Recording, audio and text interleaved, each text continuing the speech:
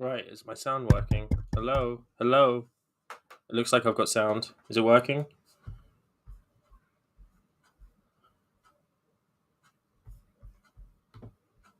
Hello? I think it's working, guys. Sorry, Hans Frida. I apologize for the music. Uh, you know, that's just how it is. Wow. As I was saying earlier, welcome to the freshest fresh air sci-fi stream. This is Psyched. I'm Bearded Heretic, aka Luke. And this is exactly how we need to start a stream with some technical errors because it wouldn't be an Answers in Reason stream without that.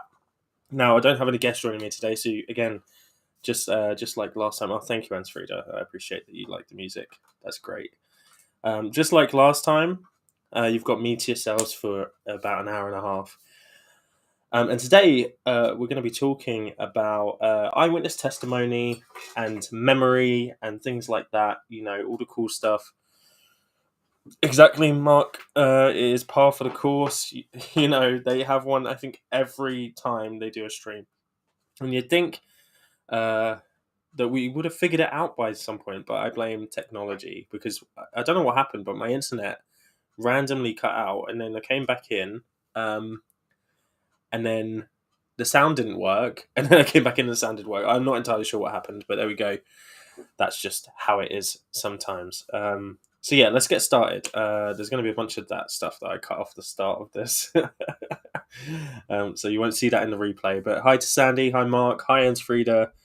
Who else have we got?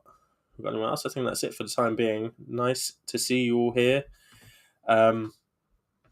So yes, we're going to be discussing one of my favourite subjects actually, which is eyewitness testimony. I actually have been referring to my dissertation, which is right here. I'm going to show you the back, not the front, because it has some personal information on it, just to refresh my memory. But this is really quite an interesting field because what you have is you have a court system which kind of relies on eyewitness testimony.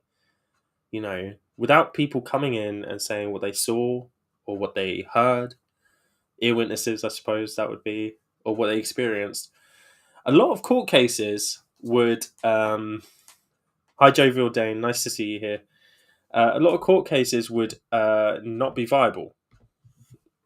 You could have all of the forensic evidence, but you need people to put that situation, that forensic evidence, the like more physical stuff, into context.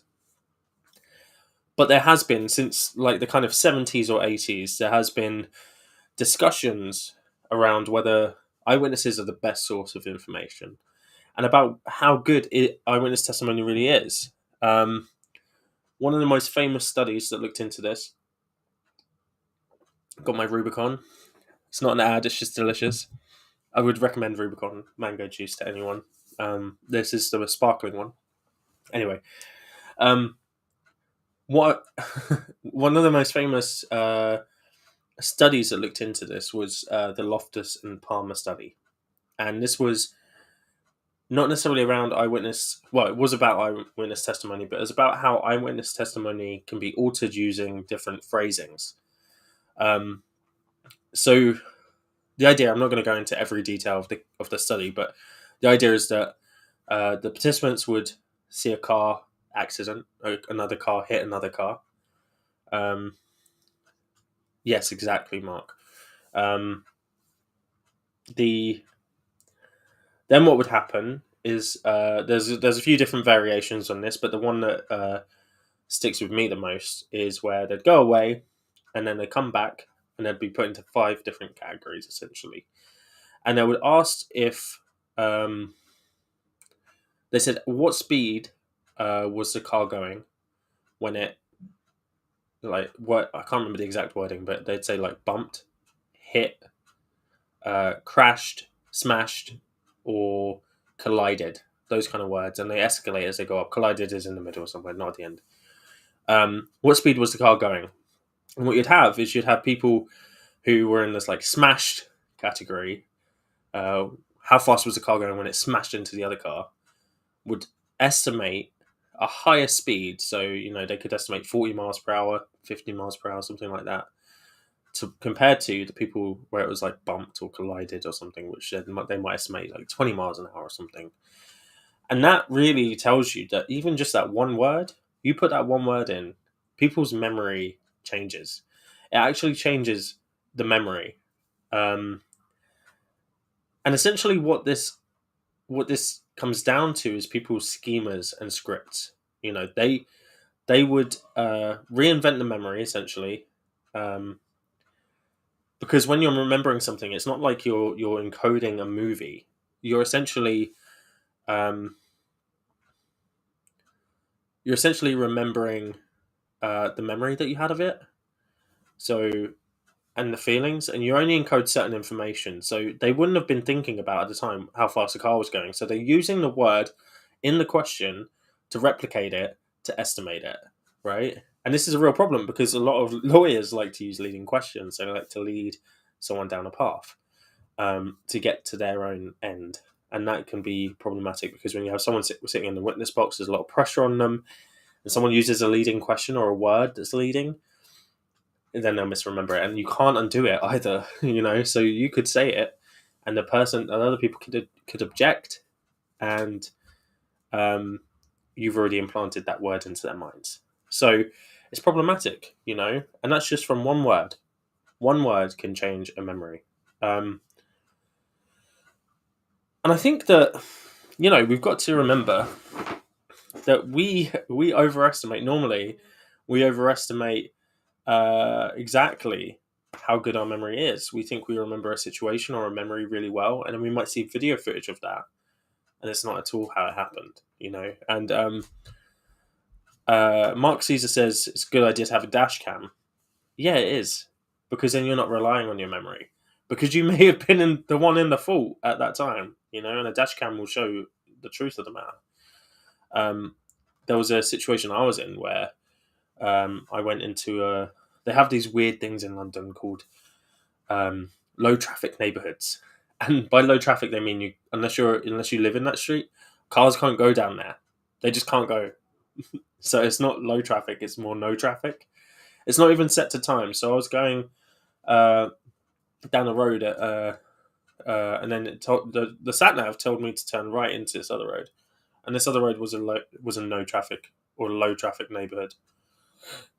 And I turned right into it, kept driving, and then a couple of weeks later I get a ticket through for like something ridiculous, like £160, which if you pay it within 2 weeks you can pay £80, which is still a lot of money.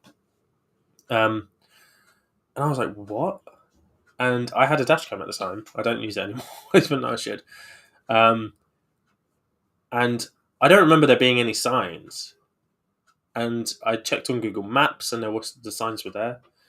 And I checked on the dash cam, and you could see the signs relatively well. It was nighttime, so they weren't that bright. And I checked the footage that they sent me, and I should have been able to see the signs.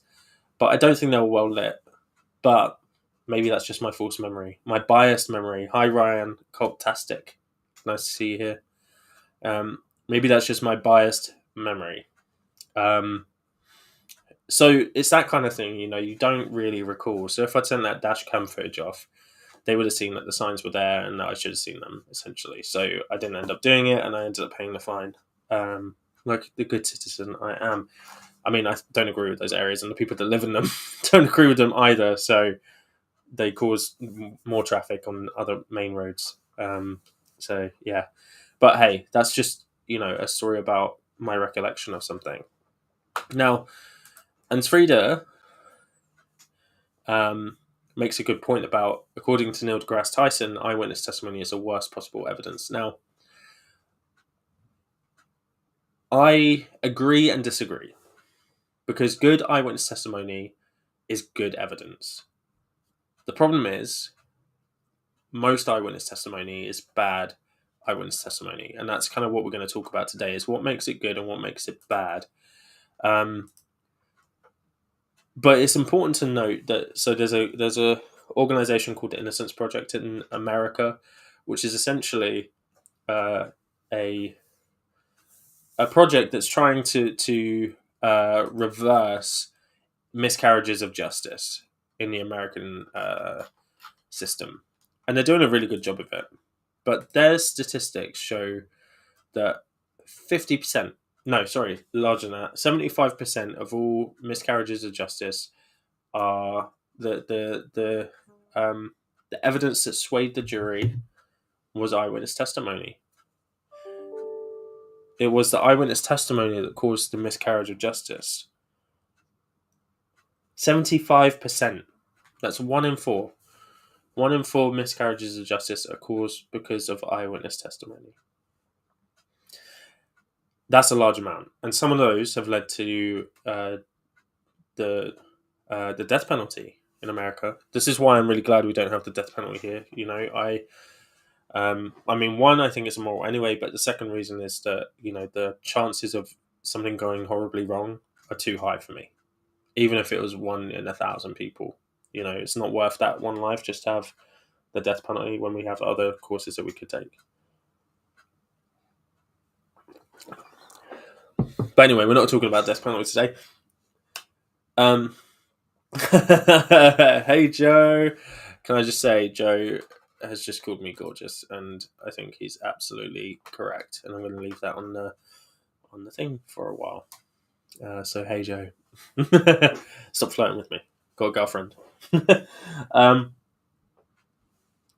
But so earlier I said that good eyewitness testimony is good, and bad eyewitness testimony is bad evidence. And that sounds like it's really like makes sense, but I guess what we have to do is we have to dissect what makes good eyewitness testimony. You've never seen her? Yeah, she's never been on a stream, Joe. She's never been on. Why would I get her to come? Has your wife been on a stream? Stop distracting me. You guys. Oh, every time I try and do something productive. What are eyes?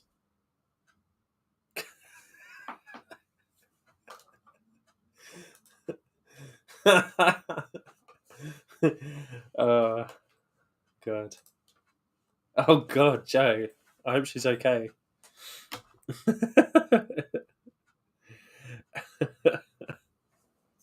Joe says his partner was naked on stream, but then clarifies accidentally.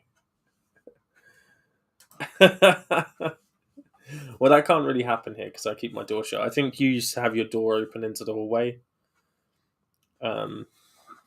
So that would be why. Because I remember seeing her walk past in the background.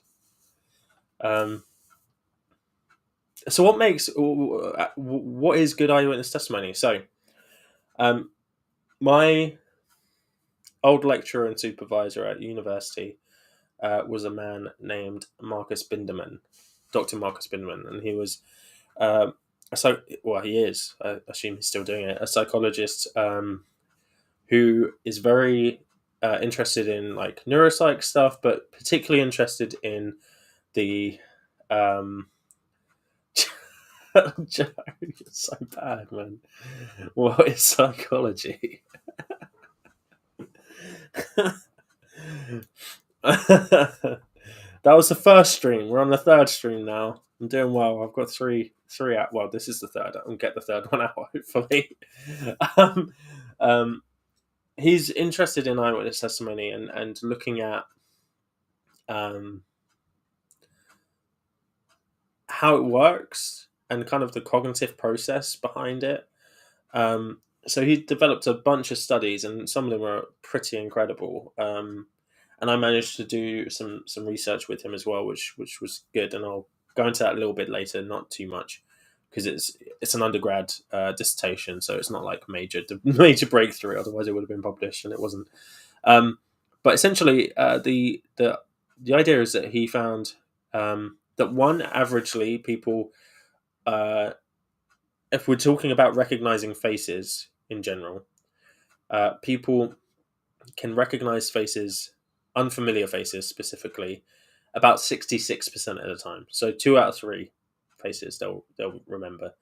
That goes up to almost 100% when it's familiar faces. So if you're familiar with someone's face, you'll be able to recognize them in a variety of contexts, from a distance, in CCTV, all of that stuff.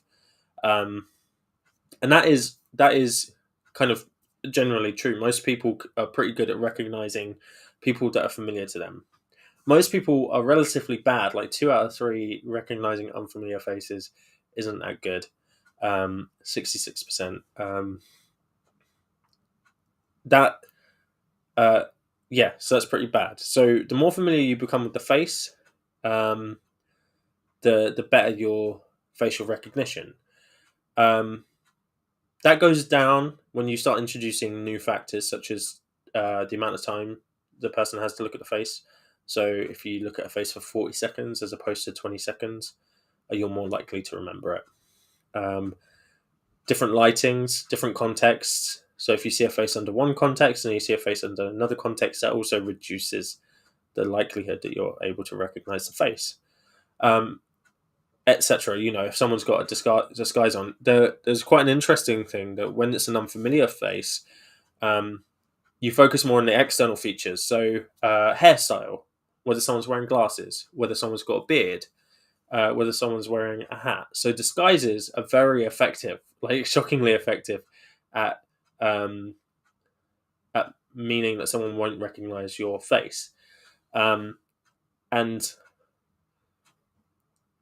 you see this in some criminal behavior. They might grow a beard to commit a big crime and then shave it off immediately after, because the description that will be had on it will focus on the external features. And people won't be able to recognize that person without the beard. Same thing if someone has facial tattoos and stuff like that. So those things are really effective at preventing someone from recognizing you, as long as it's unfamiliar. Now, the thing with familiarity is it also applies to bodies.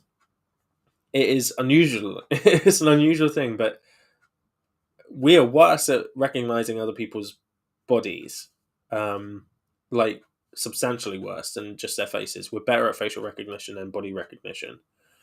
And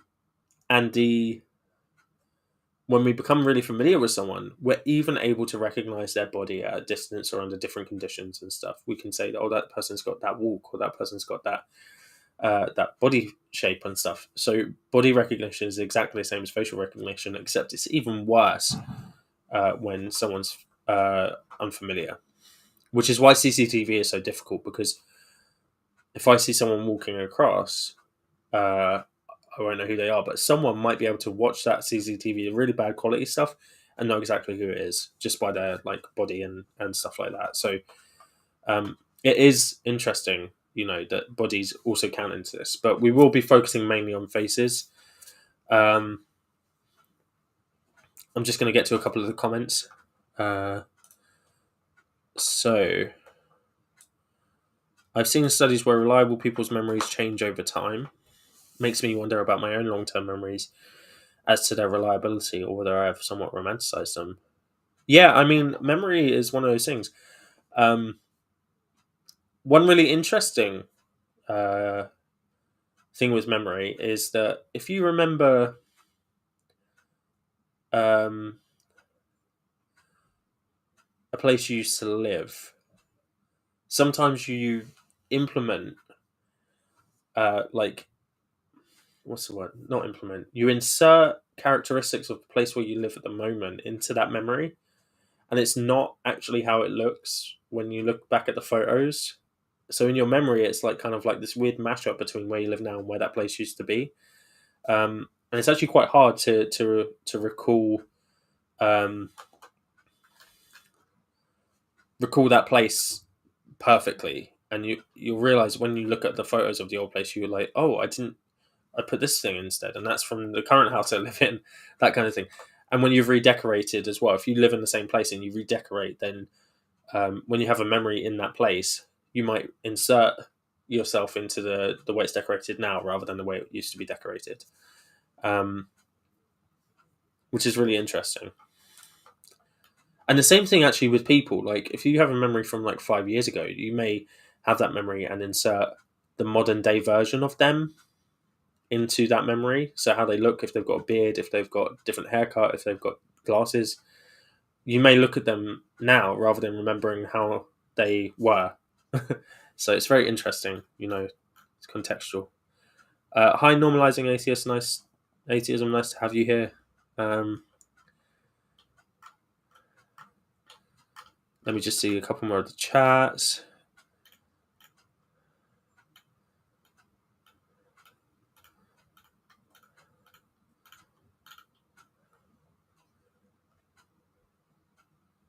Okay.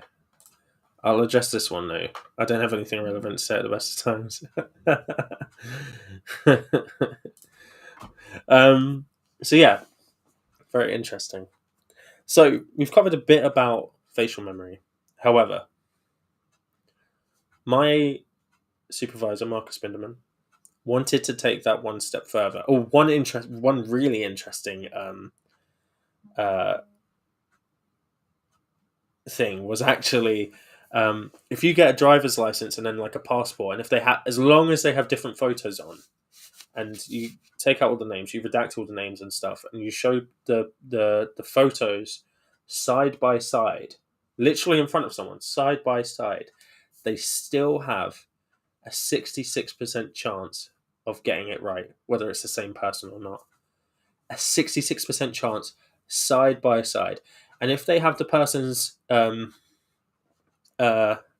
driver's license or passport and they put it up against next to the face of the person who that is a picture of, they have a 66% chance of getting that correct as well. So this is what we're talking about here, guys. This is it. Very bad facial recognition for unfamiliar faces. Pretty much all the situations, even when the picture is right next to the face of the person who is actually in the photo at the same time looking at it. Now this is problematic because this means that a big problem with this is airport security and security of like clubs and stuff, but more so airport security, because Marcus Binderman did a study of airport security to see whether they were any better at recognizing faces, because that's not part of the test to get into the job, right? They don't have to do a facial recognition test in order to be border security and to do the passports matching the faces thing. It's not part of their requirements to get into that role. Now he did a study with airport security at Gatwick and Heathrow, and they have the same level, 66%.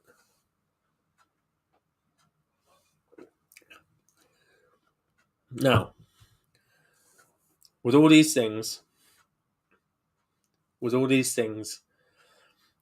in airport security, the bag checks, the machines, and the machines, right? These machines, they're also about 66% accurate, so they're no better than humans. They're just more time efficient, and they cost less. But this is a real problem. Yeah. If someone can't recognize a face in a picture next to the face of the person, or only recognizes it 66% of the time, then it nullifies the whole security process. And actually, passports have become really hard to fake in the UK. They're very kind of hard to manipulate. So, but people have cottoned on. Terrorists actually have cottoned on to this gap, this flaw in the system, and instead of faking a passport, they'll just use someone that looks vaguely like them, who's not on a watch list.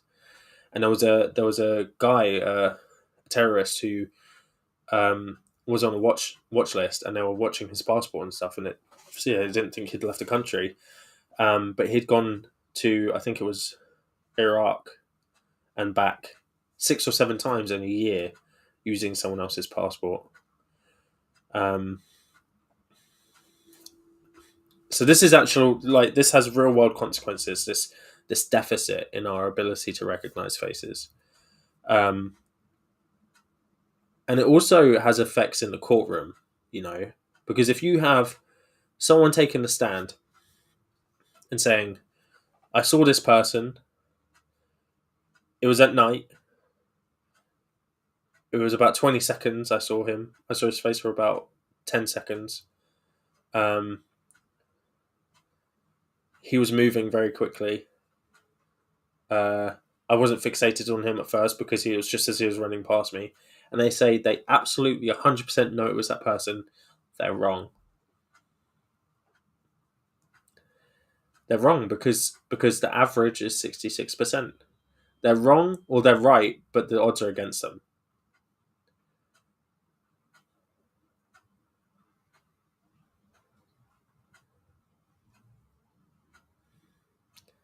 Because you got to remember that 66% is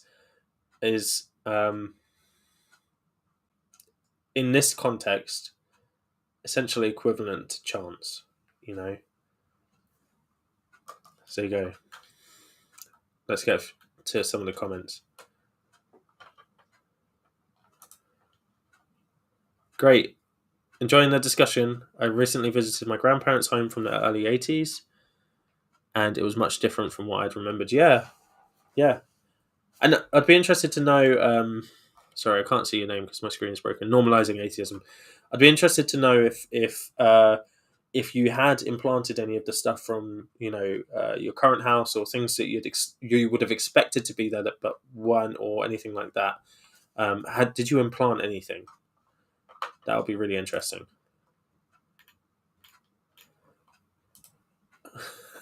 Was Johnny remembering that to how big than it really was? No, I've seen photos. It's pretty big. That dog would have died if it was a dog. It would have been about half its body weight.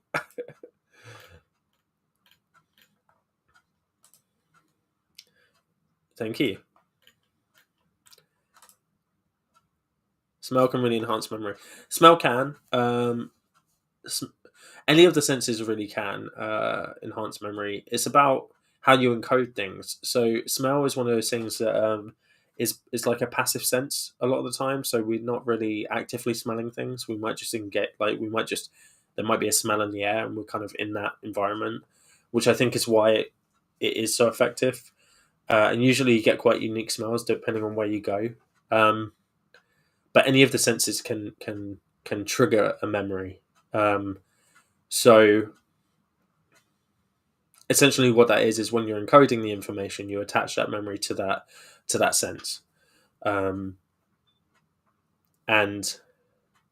then when you go to when that sense is stimulated in the same way, your brain automatically goes to that file essentially and picks out those memories as well. So that's why smells and certain types of touching and certain tastes, more so those three, because our seeing and hearing are a bit more active, they can trigger a really strong kind of memory and potentially trauma.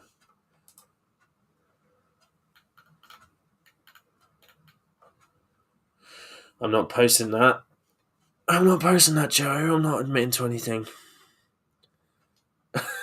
You guys.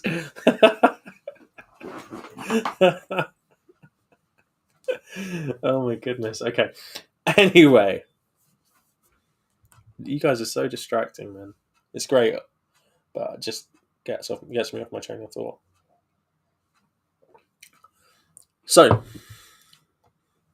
we have a setup essentially for eyewitnesses are bad. Yeah, that's what we have a setup for. The other interesting thing, actually, going back to the airport security, they ran a mock training program with the airport security. Well, they didn't run a mock training program. They separated out the airport security by the amount of time they've been doing the job. So there was people who were very extremely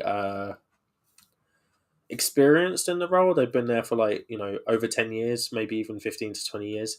And there were some people who were new, so it was 1 to 2 years.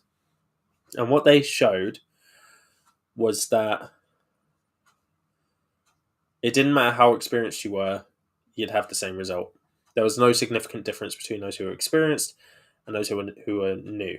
And that shows that it's a static factor. Our ability to recognize faces remains static over time.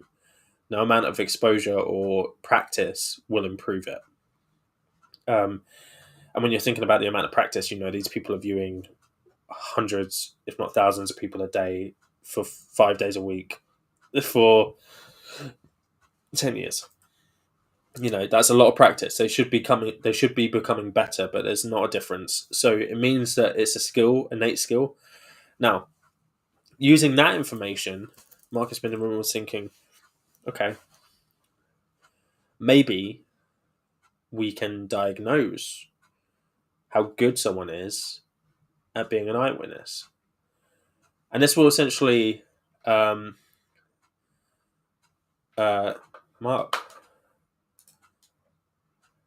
Hi, Mark. Thank you. You sound like you have loads of experience in this field. What is it you do for a career?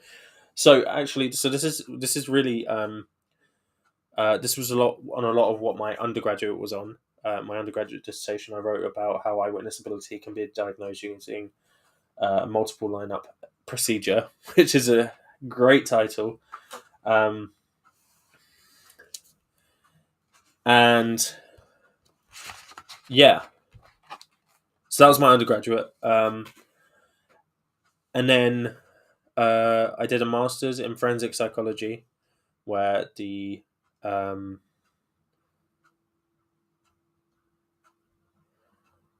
trying to think what my study was on. My study was on objectification, provocation, and aggression, and how those two interact with each other.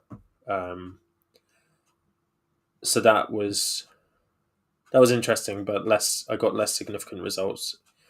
I was more interested in the lectures and stuff outside of my dissertation. The study wasn't that interesting, but the training around risk assessment tools and stuff like that was really good, and the stuff around judges and juries was great as well. And now I worked in the mental health ward, and now I work in learning disability services in the community, doing some kind of therapeutic interventions with people with learning disabilities and autism. So there we go. That's my field, and I've been doing that job for 4 years, and I was on the ward for 2.5. So, and then I was in uni for 4. So I've been doing psychology stuff for 10 years, basically. Is that enough experience for you, Mark? Am I suitably qualified? Just kidding. Normalizing ATS has given us an update. I'm not showing any of your comments, Joe. You're a meanie. I grew up in Wales and visited my grandparents in America in the 80s, having sporadic visits and poor quality photos to form memories. Been back in the US 20 years. It was very different in hindsight. Interesting. Yeah. And that does happen, we go somewhere and we think it's completely different, but actually is it that different, or is it our memory of that place that's different? That's the change, because the present is a very short period of time. The present is almost non-existent, right? So we're constantly living in the past and living in our memories. So that's why we have to prioritize or trust them, but they are flawed in many ways. A lot of our memories are flawed, which is why it's so important that people understand that when they're approaching a judicial thing, a court appearance or something like that, where they're going to potentially sentence someone, they need to be careful with it, because they may not be as sure as they think they are.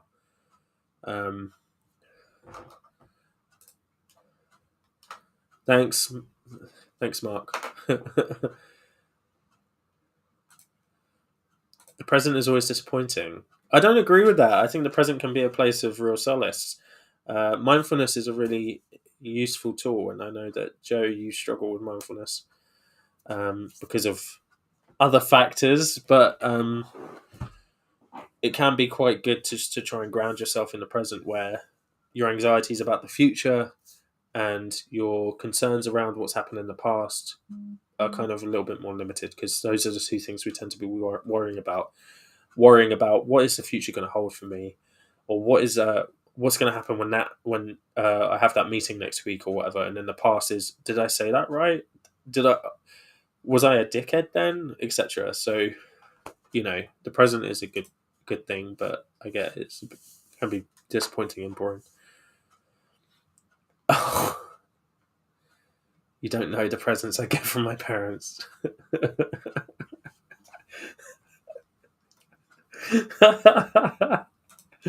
uh,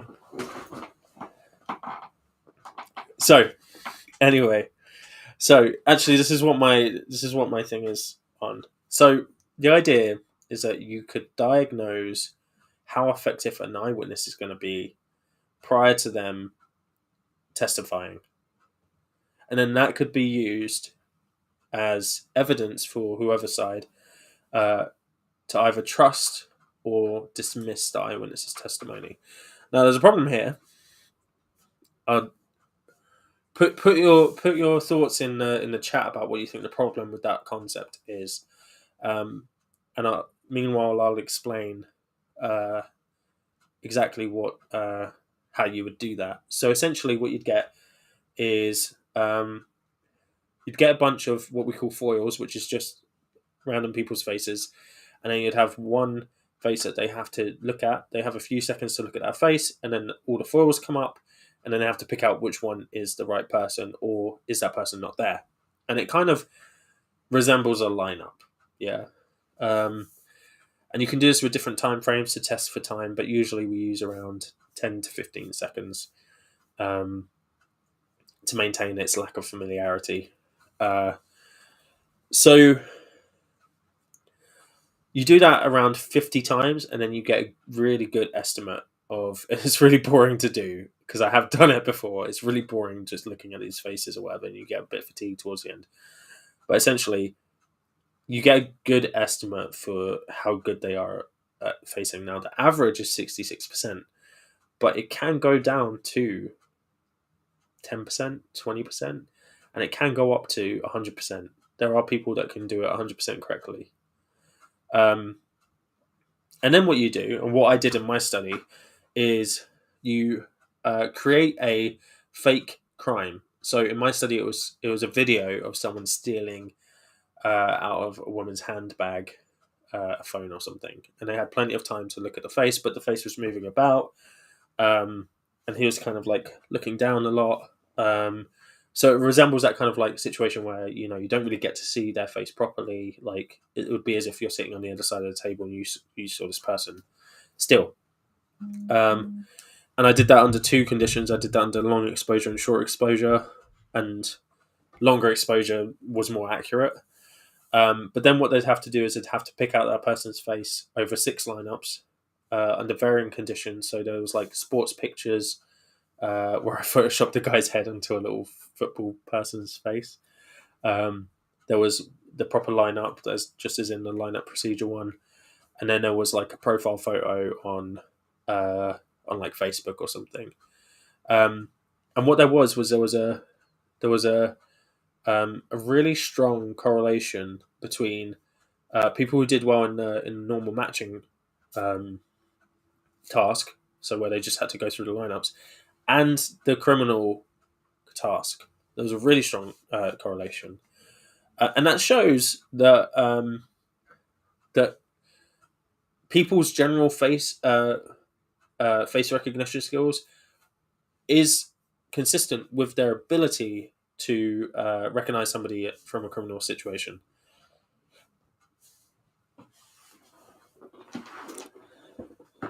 So we can diagnose. Well, the evidence points to us being able to diagnose. And I would really want this as a test. I would really want this as a test for anyone that's going to be airport security. I think there should be a baseline of around 90% that they should have to get on this test in order to be employed as airport security, because of the fact that it is so important that we make sure that these things we're implementing are effective. Because if you're just letting through, if you're getting 1 in 3 people wrong and you're making the wrong call, that's not good. People are going to slip through, and if you're thinking about national security, then that's really important. But the other thing you can do is you could use it, they don't, but you could use it in a court situation where somebody is claiming that they saw someone at a crime or commit a crime, and then that person's given the test, and it comes out they only have 20% on this test. So their ability to recognize faces is probably quite low, and therefore we should dismiss their testimony. Well, or you could leave it up to a jury. So that's the idea. It's not in place at the moment. There's still a lot of research to do in it, but that's the idea.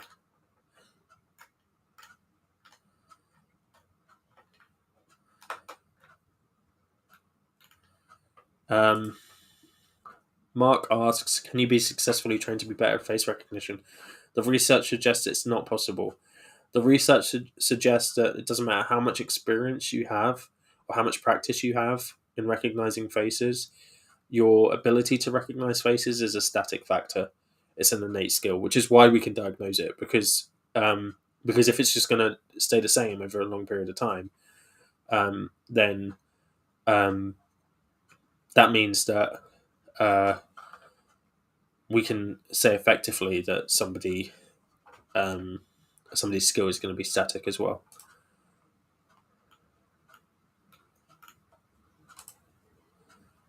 One of the best lineups was at the beginning of episode of Brooklyn. I really got them sing. That was so good. Yeah, I really appreciated that. Brooklyn Nine-Nine is like one of my favorite comedies. I don't really like those types of comedies normally because I think they're trying too hard to be funny, but they just balance that perfectly, in my opinion.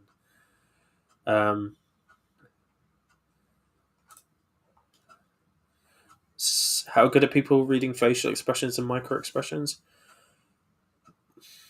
Again, I think this is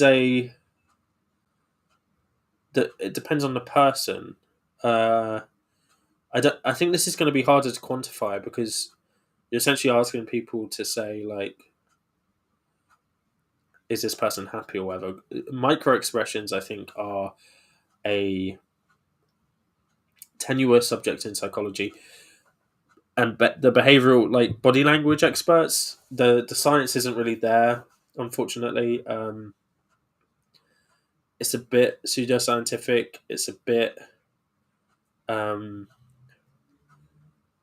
lot of the time what I see happening is someone gets caught, and it's the evidence absolutely speaks in the favor of what they're suggesting, and then they go over it and retrospectively add in their context. And I think that's a bit of a subjective way of doing things, and it kind of presents itself as more reliable than it is.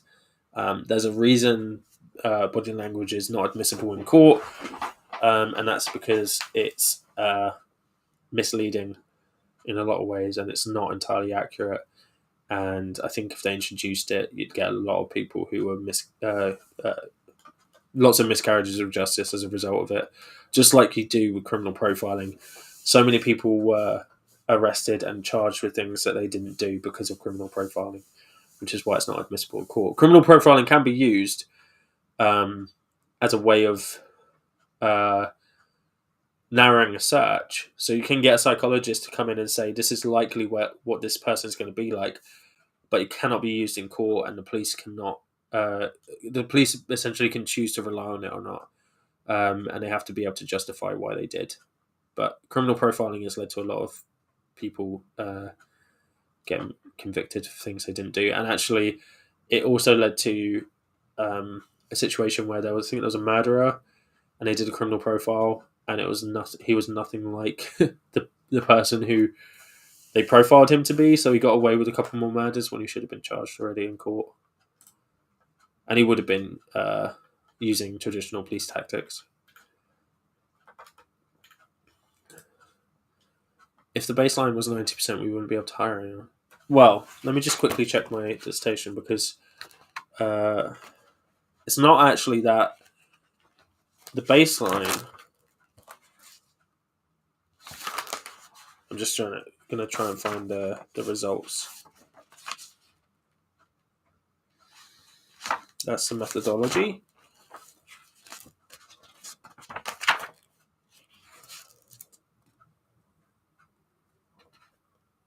So yeah, my mean was 64.2. But the standard deviation is 11.2, which is a really big standard deviation, right? And that's because people got really high scores and people got really low scores. So the deviation from the mean was quite a lot, actually.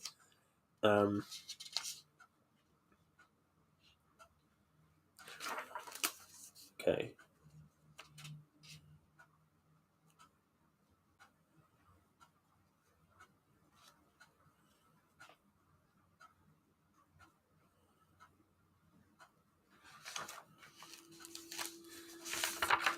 So around,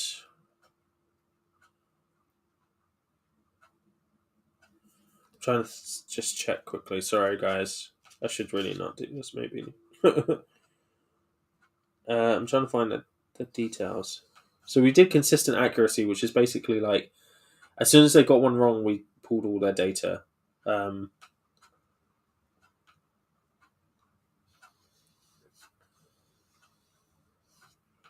People are less accurate at repeatedly identifying faces compared to their ability to identify the face once. So essentially, if you put someone in a position where they're having to repeatedly identify someone, people are actually worse. But I'm just seeing if there's a. So the lowest score in the face test and lineup task, which is the repeated lineup test, was 5%, and the highest score was 90%. So maybe not 90% then, maybe around 80, 85, but you'd want it to be a really high number because you'd want people to be um, you'd want it to be good enough to prevent anyone from doing it. And I think 1 in 10 is still pretty high. There have been tests where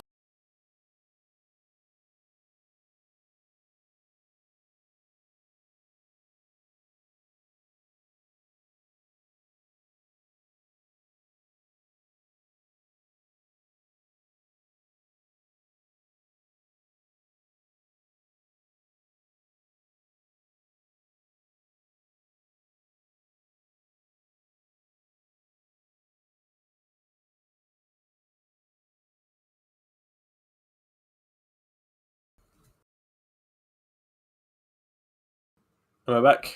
I think I'm back.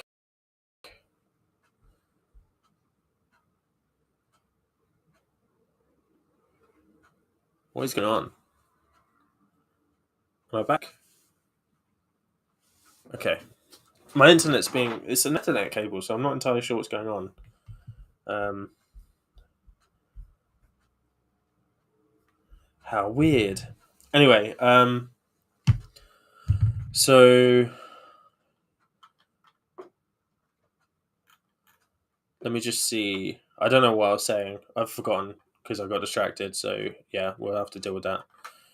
So the ability is basically natural talent. That it won't get better or worse for the individual. Yeah, supposedly. I mean, the evidence is still building for this. Marcus Binderman is by no means he's like kind of leading the way on it to a certain extent, but the evidence is nowhere near what it needs to be for us to be conclusive with that kind of thing. But that's what we're getting at the moment is that people's ability to recognize faces is a static factor that's like a natural talent or natural non-talent that is static over their over their lifetime, and it does not get better with practice. That is something that is definitely true because these airport security, they're practicing every day for a long period of time. They should be getting better at it as they go, but they're not.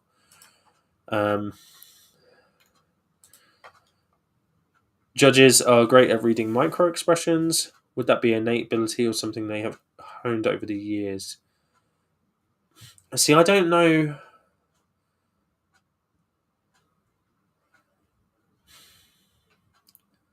I think judges can overplay their skills in that area where they see something that someone else doesn't see. I don't know. I think micro expressions are a trap.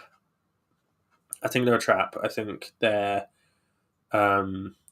something to be wary of, and still very important to remember that this kind of testimony isn't admissible in court. This whole micro expression thing is not admissible, and there's a big reason for that, and it's because it's not been verified to be accurate enough to be admissible.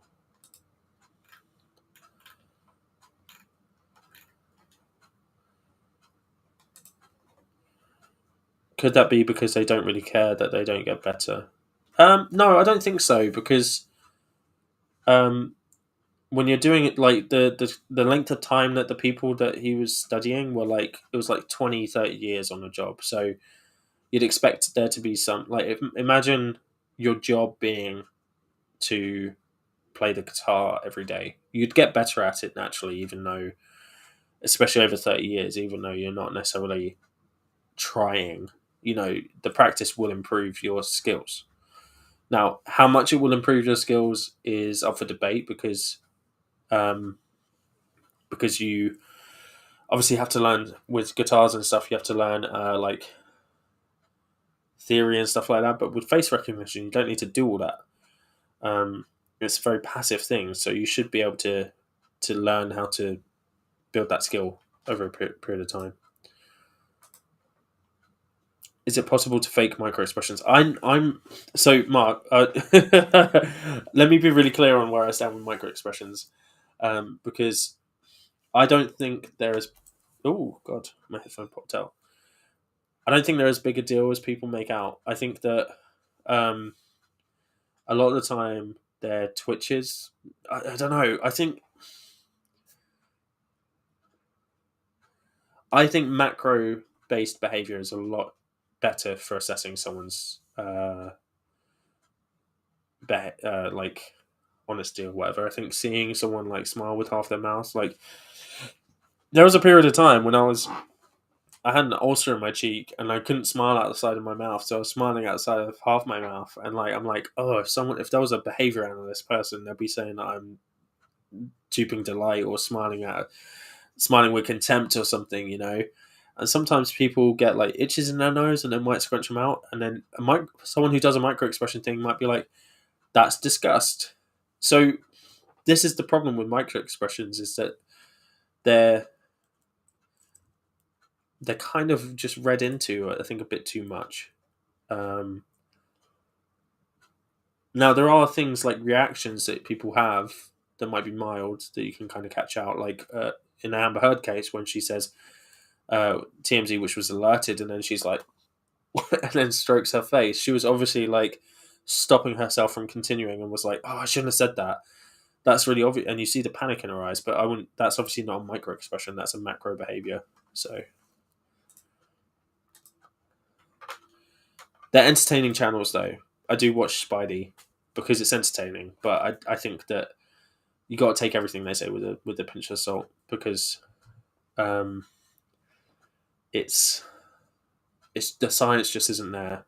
And if it was, it would be used in court, and it would be used by the police. The show Lie to Me, where it's Tim Roth, and he's like a lie expert, and he can look at the people like this and see all their micro expressions and pause the photo and be like disgust, contempt, etc., etc. That would be what the police would be doing if this was a real science, but they don't do it. They don't use it, and the reason for that is because it's really unreliable.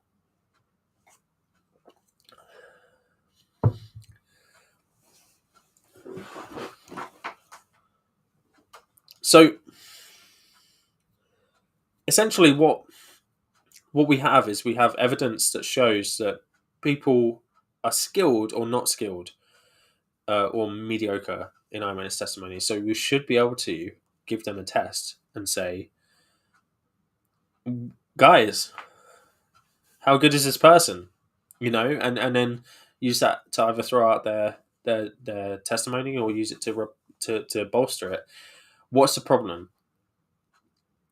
Tell me what the problem is. What's the problem, guys?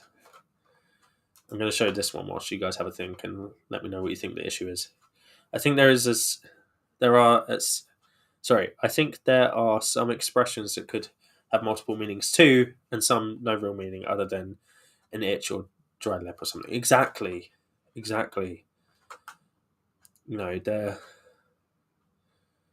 There's it's just not reliable.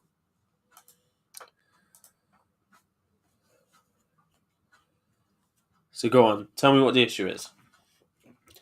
Why would that be problematic? Why would giving somebody who has done a test to see how good they are at witnessing, at recognizing faces, and then putting them in a situation where the court has that information and can either throw out or bolster their testimony? I've heard you need to establish a baseline for people you can judge. Any micro-expression, meeting someone for a short time, would not allow you to establish that baseline.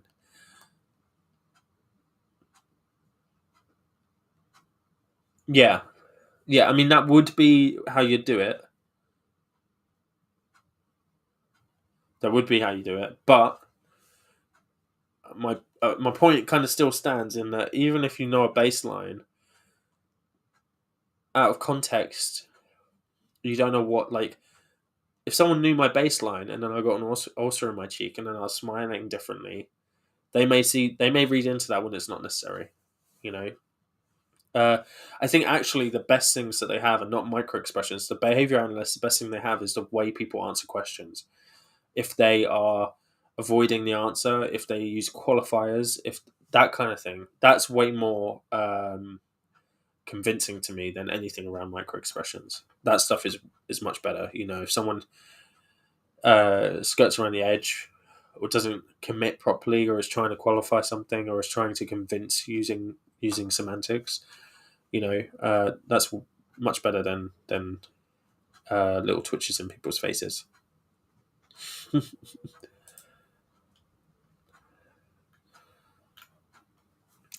So the problem, I'm going to just tell you guys, the problem is this. You could still get a miscarriage of justice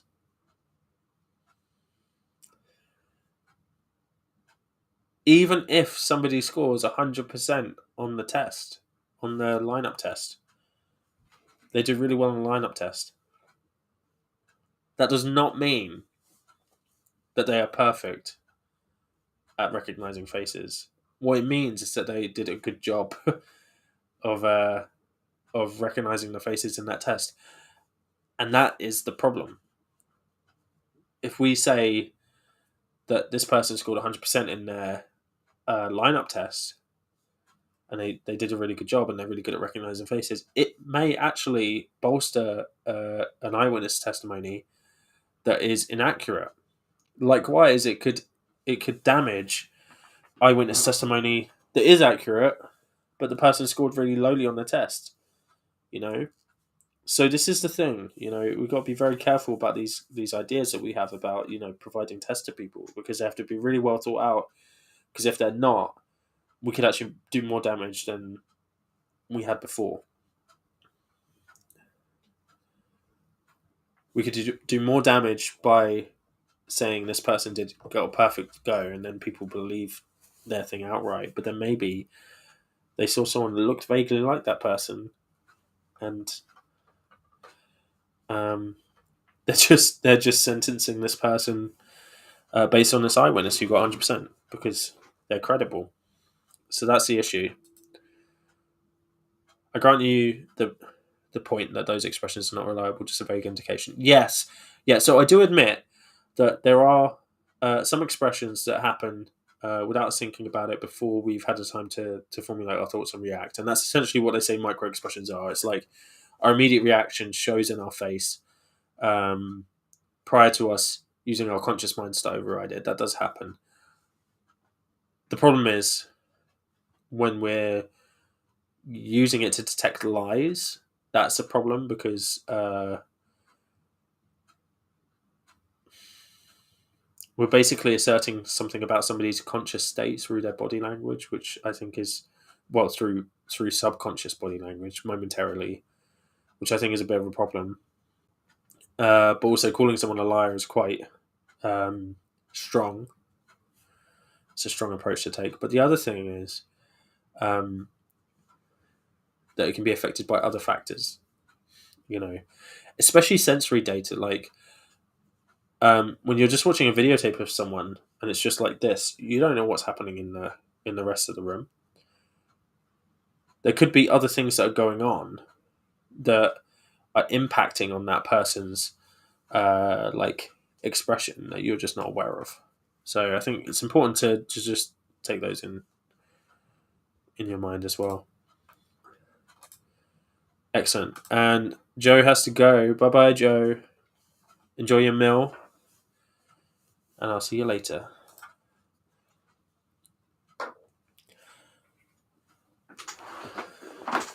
So, There was a story that my old psychology teacher, when I was doing my AS levels, told me when we were talking about Loftus and Palmer. Actually, he told the class. It wasn't just me. He told, and the story goes that um, he'd learned all of this stuff about eyewitness testimony at university when he was doing his psychology degree, and he got mugged. And during his degree, and he'd literally just the day before had the lecture on eyewitness testimony and how unreliable it is and how our memories form and how there's this thing called what's it called? I can't remember the name for it. So again, don't worry about it. But there's this thing where you have an experience and you don't encode the face. So what you do is you then later on, when you see somebody's face in relation to the context of the crime that you were a victim of, you replace the face in your memory with that person's face. Not replace, you fill it. You fill the gap with that person's face, right? So we had just had a lecture on that, and this happens a lot, like shocking amounts. So there was a woman who was someone broke into her house and assaulted her, and she remembered vague details about him and then went to do a lineup and then pointed to a guy and said it's absolutely that him. And none of the physical evidence really played into that story. He was in a different place. You know, he had an alibi, but it was his girlfriend who was providing him with the alibi. So there was some suspicions there from the jury. This guy got convicted, and then about a few years later, they'd really started to do DNA stuff, and they had some of the DNA stuff on record because they kind of knew it was coming up, and they did a DNA test and it didn't match the guy who was convicted of it. So they did some DNA matching things, and it turned out to be this other guy that looked fairly similar, but not the same by any means as this guy. And then she was adamant. She was still adamant that it wasn't the guy whose DNA they found.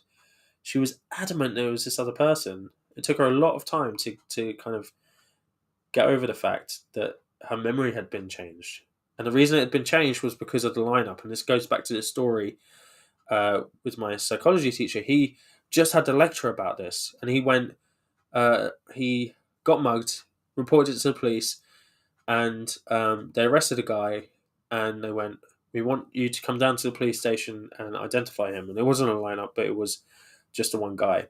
And he turned up, and he looked at the face, and he tried to recall the memory, and in his memory, it was that man.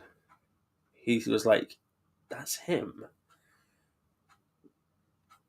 But he couldn't trust his memory.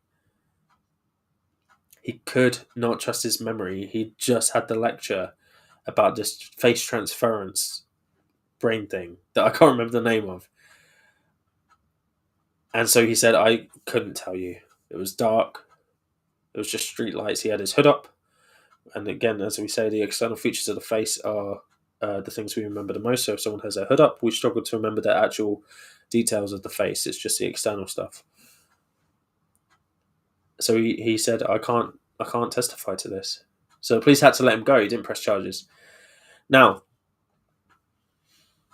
that's the same thing that happened in this other woman's case, except the guy got convicted, went to prison for a while before he was exonerated, and it was found to be this other person. But her memory was so strong, she was still adamant. She was still adamant that it was this guy. And it just goes to show you like how strong memories are, because there are experiences, you know.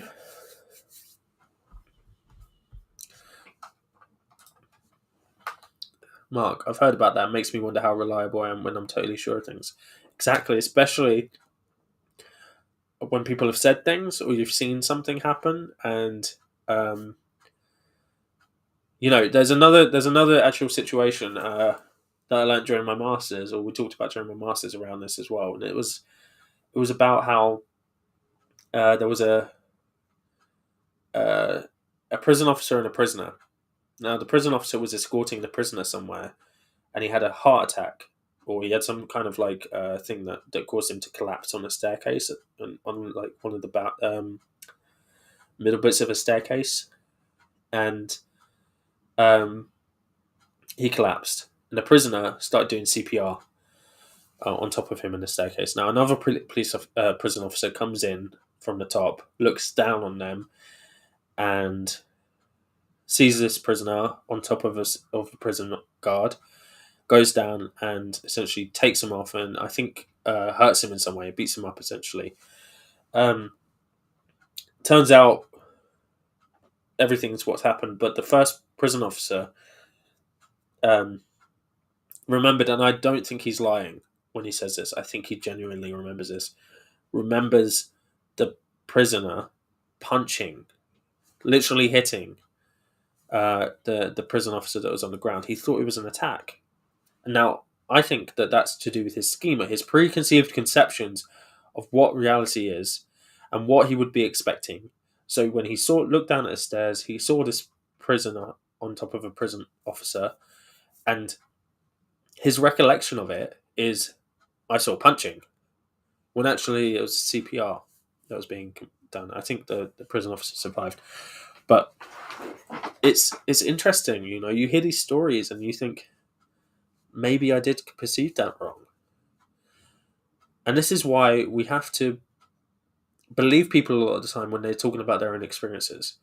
Now, people will lie to us, obviously, so we have to be careful with our trust. But generally speaking, if someone says they've experienced something, even if there's evidence to the contrary or it's not quite right, we have to assume that it's better to assume that they are just inaccurate with their memory of the incident. Yeah. And that their experience during that incident is what they remember. Because really, that's probably what's happening. It's not that they're lying, it's just that they're remembering it in a way that is different to the reality.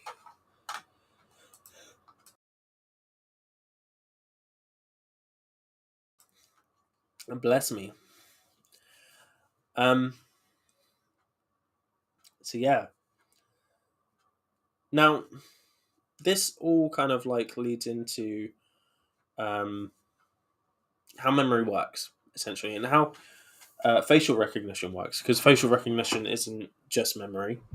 Facial recognition is an active thing that we do as we go around as well. Um,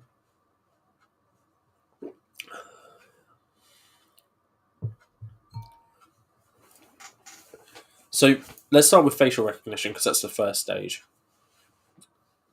So when we see an unfamiliar face, oh, got a chat. We'll just wait for it to come up here. When you see an unfamiliar face, you have to develop an internal representation of that face.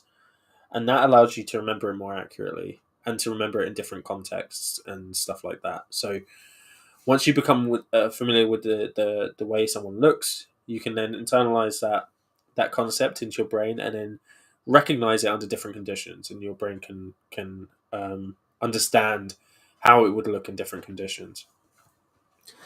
If you don't have that internal representation, then you struggle to see it in different contexts, and that's what stops you from really being able to remember it. And again, the external features are the things we focus on initially, and then eventually remember the internal features after some familiarity. And that's why I used to, whenever I become familiar with someone's face, when I first meet someone, I feel like they've looked different after I've known them for a while, and it's because I've become more familiar with their internal features of their face. So yeah, and then we store that in our memory, yeah, so we can recall it. So that's the encoding part and the recall. Now, if the encoding can't happen, then the recall can't happen. You don't have a memory to provide, and that's where your brain fills in the gaps with what it expects there to be there, right? So with the guard situation, so understandable, guard 2 was seeing something he would never expect. He is taught to react to prisoners as if they're going to inflict damage upon guards given any chance. Yeah. So he goes in, sees a prisoner on top of a prison officer, rushes down the stairs, pulls that prisoner off, maybe beats him up a bit. Yeah. Did he have time to encode any information about what that prisoner was doing? No, because he made a snap judgment. And if you remember earlier, we talked about the cars, right? The car smashing into another car. How fast were they going? The other thing that actually happened, and this is where false memories come into it, is that the people that were given the word smash or crash said they saw broken glass when there was no broken glass in the video, and they genuinely believed that they saw broken glass. That's really important, and that links into this, right? Because his schema was, as you said, that prisoners are dangerous, prisoners hurt prison officers, therefore he saw punching when he remembered it because his brain is filling in the gaps of the action because he didn't have time to respond. He probably didn't have time to encode that information. So he just reacted immediately to an incident he saw and misjudged it. But that's because of his schemas. The schemas are, I think I explained this earlier, but just to clarify, schemas are just our mental kind of expectations of the world, or cognitive expectations. And they're built up throughout childhood based on like kind of passive observation of how the world works and our interactions with it. And then scripts are like a subset of schemas where it's more about how something flows. So a script would be more about, a script is a type of schema where you would go, like, I don't know, into a restaurant and you'd expect to wait there, be sat, have a bit of time to order your food. Waiter comes over, you order your food. They go away, your food is brought, you eat, and then you pay and you leave, right? That's why sometimes when we go to restaurants where they do self-service or something like that, we might be a bit confused at first because it's not going into our script of how it is to be in a restaurant.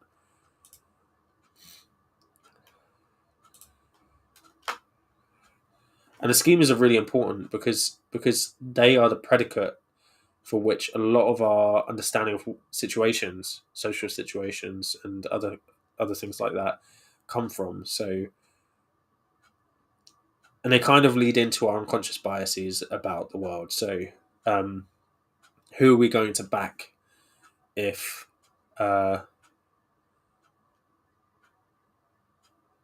if there's a fight starts between our friend and someone we don't like?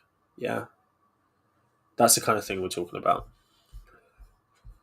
So a schema is, oh, my friend's a good guy. He is. A schema would be more along the lines of, I'm friends with good guys who don't start fights, right? So then when a fight starts, you might remember the fight starting by the other person, not your friend, even though in reality it might have been more your friend that was doing the antagonizing and stuff like that, right? So this is the thing; they really affect us a lot. um, and this is where, not only do we have to be skeptical of other people's eyewitness accounts because of these perception errors and these memory errors, and because of these tricks that our brain plays on us to make us feel like we're more able than we are in that sense. We also have to be skeptical of our own because of these exact reasons.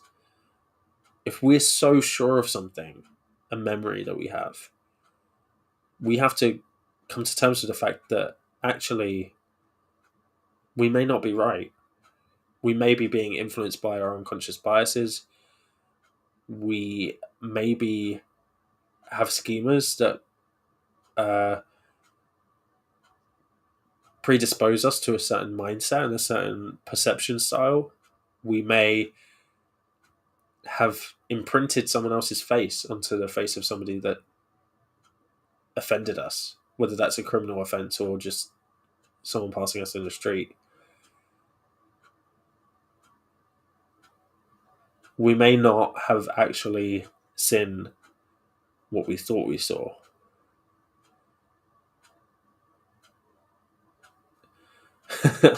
Mark says, but I'm never wrong in my own mind. Well, this is the problem. A lot of people rely too much on their memory. Now, that's not to say you have to question everything you've been through. By and large, a lot of your memories are accurate to a certain extent. The things that happened to you and the way you felt in those situations are accurate. I did do a degree. I did do a master's. I met loads of people along the way, and I could probably pick them out in the high street. For the most part, it functions really well. It comes into be a problem when we get into situations where seeing someone's face for 10 seconds, 15 seconds, as they pass us in a street and our adrenaline is rushing and it's nighttime and the lights are dark and all this stuff.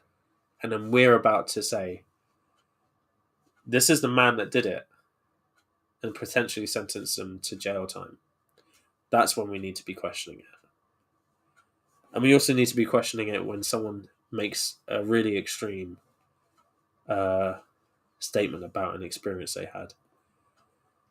Anytime it's really extreme where it's like kind of like, did you really see that? Did you really hear that? Could it be explained some other way? Yeah.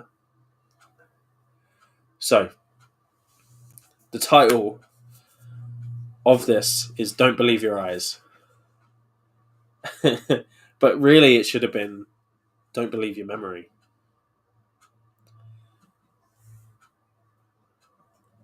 But you, of course, can. Believe your memory. But just be cautious with it, guys. Be careful. Because you don't want to cause a miscarriage of justice. Yeah. And I think that's all the information I have for you today. There's so much information on Eyewitness Testimony. I've really gone into a main bit that I did for my undergraduate degree.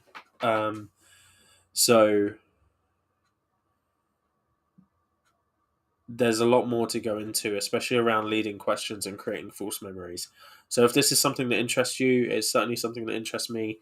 I can always do a second stream on it at some point with more information on the